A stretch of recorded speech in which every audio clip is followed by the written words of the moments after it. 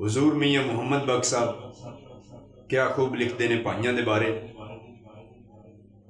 भाई पाइयां दे दर्दी होंदे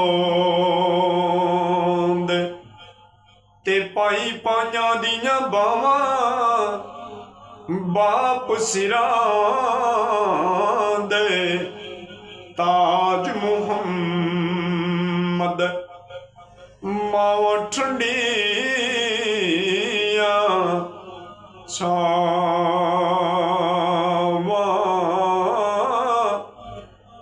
उठ के वेख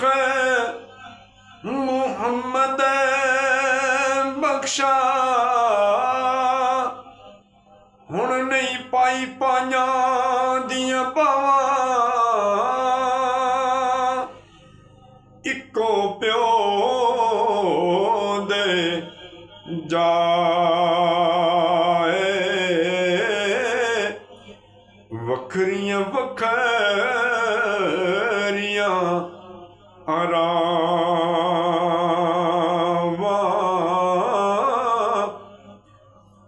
बाप मरे सिर नंगे ने होंदे ओ वीर मरन कंड खाली मावा बाज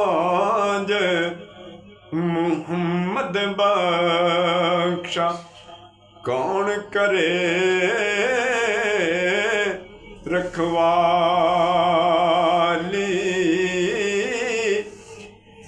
कि बाप जिया गमखार न कोई मैं सारी दुनिया फरोली